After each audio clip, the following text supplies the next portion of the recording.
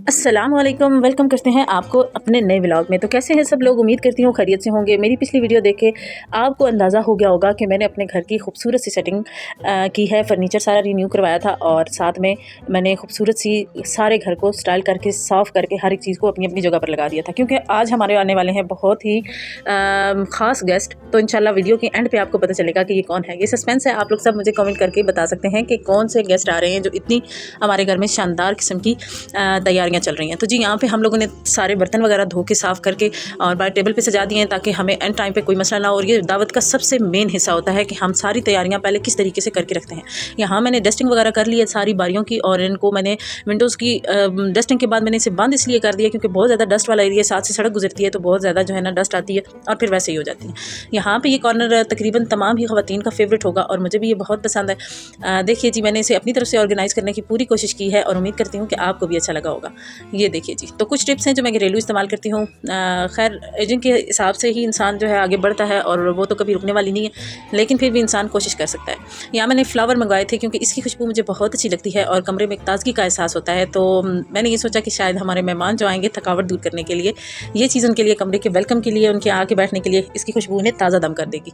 और मेरे ख्याल से मुझे लगता है कि ये शादी का माहौल बना देता है। तो ये कितना खूबसूरत लग रहा है ना जी। डाइनिंग टेबल आपको यकीनन पसंद आया होगा। और समी साहब को भी यहाँ पे मैं रेडी कर रही हूँ क्योंकि इन्होंने खुद तो तैयार होना नहीं होता और मैंने इन्हें कर दिया है कलर। कपड़े जो है सामने मैंने इसके ऊपर बना के ये भी लगा दिए, क्योंकि पिछली सारी वीडियोज़ में आपने देखा होगा कि ये ऐसे ही रहा है। यहाँ पे खूबसूरत सी डस्टिंग करने के बाद ये मैंने कपड़े पहना दिए हैं जी वाटर कूलर को। और यहाँ पे चल रहा है अर्तगल सीरियल।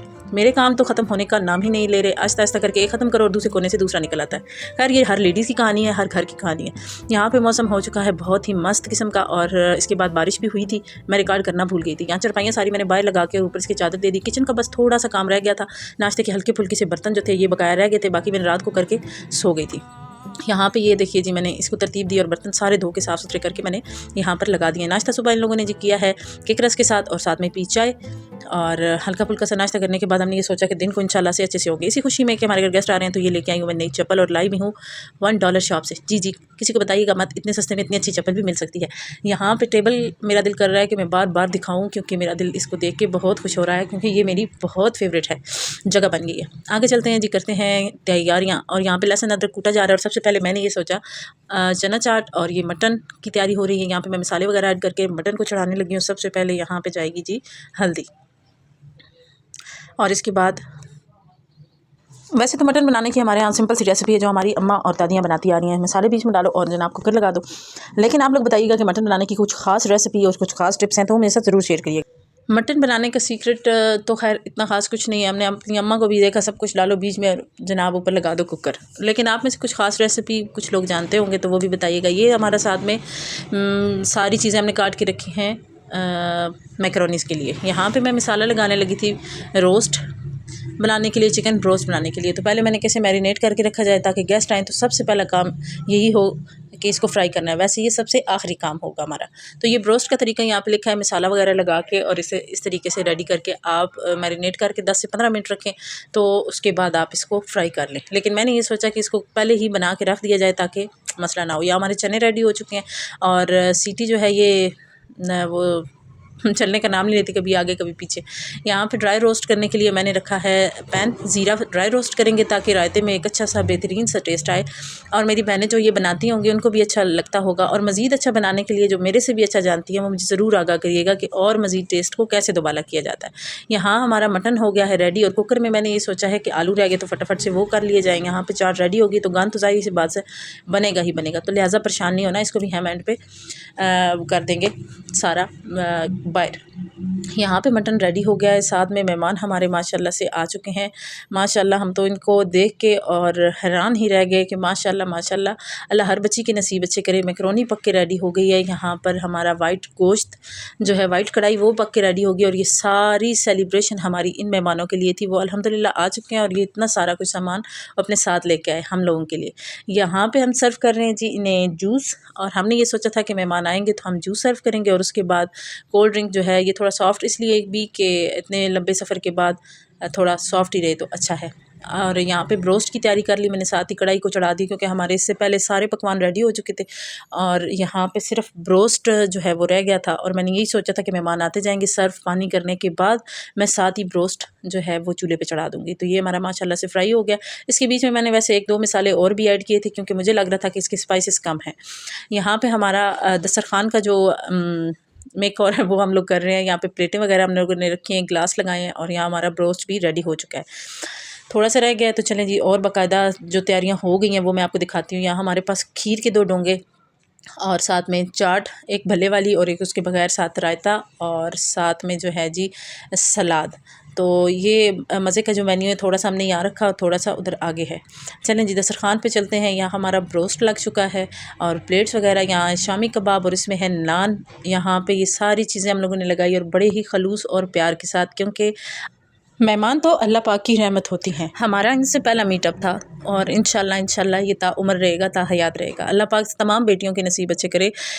बात चीज़ों की या पकवान की नहीं होती। मैं सिर्फ़ और सिर्फ मैंने व्लॉग बनाना था, मेरे पास कंटेंट की कमी थी जिसके बायस मैंने इसकी वीडियो बना ली। ओवरऑल मैं अपनी किसी भी चीज़ की वीडियो नहीं बनाना पसंद करती और ना ही स्टेटस पे लगाना पसंद करती हूँ। लास्ट में हम लोगों ने खीर और केक सर्व किया। मेहमान चाय नहीं पीते थे और हमने पूरा डिश सेट सजा के रखा हुआ था। बहरहाल खैर कोई बात नहीं, ये ओपनिंग कर रहे हैं जी मेहमान जो हमारे लिए तोहफे लेकर आए। यहाँ पर लाए थे खूबसूरत ईरानी सुर्ख सेब और बहुत ही लजीज किस्म का ये सेब होता है। अक्सर हमारे घरों में भी आते हैं और तमाम लोगों को पता होगा इसका टेस्ट कितना मज़े का है। यहाँ पे है बनाना की टोकरी, एक बना के लाए थे वो लोग, और एप्पल की 2 थी। और यहाँ पर देखते हैं जी यहाँ किस चीज़ की टोकरी में क्या लेकर आए हैं जी। यहाँ पर देखें जी माशाल्लाह अनार निकला है इस बास्केट से। और इस बास्केट से क्या निकलेगा जी, जल्दी से खोलिए। यहाँ पर हमारे पास निकल आए हैं जी, वाह, ये एक और टोकरी है सेब की। माशाल्लाह। इसके बाद हम लोगों ने ये खोला और बहुत सारा जो है हम लोगों ने तकसीम कर दिया ताकि जो है वो ना रहे। और ये वहाँ की मेरे ख्याल से मशहूर होगी तारक स्वीट्स वालों की, बहुत लजीज बर्फ़ी थी। और ये 2 कार्टन थे जी। माशाल्लाह ये मेहमान हमारे लिए इतने ताइफ़ लेकर आए। अल्लाह इनको बहुत सारी बरकतों से नवाजे। इंसान एक दूसरे से मिलते हैं, जुड़ते हैं तभी कर बसते हैं। और मैं ये कहूँगी कि जो इंसान आपकी इज़्ज़त करना जानता है वही आपकी भी इज़्ज़त देने के काबिल है। तो लिहाजा उनको इज़्ज़त दीजिए जो आपको इज़्ज़त दें, उनसे प्यार कीजिए जो आपसे प्यार करें। नसीब अल्लाह की ज़ात लिखती है, जोड़े आसमानों पर बनते हैं। तमाम बेटियों और तमाम बहनों के लिए मेरी यही दुआ है कि अल्लाह पाक सबको अपने घरों में खुश खुरम और आबाद रखे और बेटियों और बच्चों की कभी किसी को कोई दुख ना दिखाए। और जहाँ भी बेटियाँ जाएँ अल्लाह पाक इन्हें राज करने वाला बनाए। और अपनी बच्चियों को भी इस काबिल ज़रूर बनाइए कि अगले घर जाएँ तो वहाँ पर राज करने की मैं सिर्फ़ एक वजह नहीं होती, वहाँ पे आपके अंदर के गुण होते हैं। मेरी अम्मा कहती हैं, बेटा खाने का जायका, घरदारी ये औरत का ज़ेवर है। असली ज़ेवर तो वही होता है जो औरत अपने हाथ से काम करके अपने शौहर के थका हारा शाम को घर वापस आता है और उसको इतने प्यार और खलूस से जब अपने हाथों से खाना सर्व करती है तो यकीन माने उनकी थकावट उतर जाती है। मैंने ये कई दफ़ा अपने हस्बैंड के साथ इस बात को महसूस भी किया है। वो जितने भी थके हारे आएँ घर वापस और मेरे हाथ का खाना खाते हैं। मैं इतना अच्छा खाना ना बनाती होंगी लेकिन इसके बावजूद मेरे लिए ये अल्फाज बहुत मायने रखते हैं कि आपके हाथ का खाना मेरे पूरे दिन की थकन उतार देता है। और उससे बढ़ के ये कि आपके हाथ की चाय 1 कप मिलेगी, सारा दिन मैंने आज चाय नहीं पी, मिली तो सही लेकिन आपके हाथ की जैसी नहीं। तो ये अल्फाज औरत के दिल को ठंडा कर देते हैं। इसीलिए मैं भी यही कहूँगी, आप सबसे गुजारिश यही करूँगी कि अपनी बच्चियों को घरदारी में ट्रेन करें, माहिर करें। क्योंकि औरत जितना पढ़ लिख जाए आखिर पे आके उसने चूल्हे का ही काम करना है और अपना घर सजाना है। इसी वीडियो के साथ प्यारी सी यादों के साथ मुझे दीजिए इजाज़त और मेरी बच्ची के लिए भी ज़रूर दुआ करिएगा। दरअसल ये बच्ची है मेरे अब्दुल समीद साहब के बड़े भाई की बेटी है और मेरी भी बेटी है, तो लिहाजा इस नाते ये आपकी भी बेटी है। तो अपनी दुआओं में ज़रूर याद रखिएगा ताकि आपकी दुआओं की ज़रूरत हम सबको है, ताकि आपकी बच्ची के भी नसीब हमारी बच्ची की तरह बहुत अच्छे हों। मिलेंगे नई वीडियो में। और हाँ, आज तो ये कहना ही भूल गए जी कि हमारे चैनल को सब्सक्राइब करना मत भूलिएगा और आपकी फ़ीडबैक का मुझे भरपूर इंतज़ार रहेगा। और अपना और अपने बच्चों का और अपने प्यारों का ढेरों रखिएगा ख्याल। मुझे दीजिए इजाज़त, अल्लाह ने के बाद।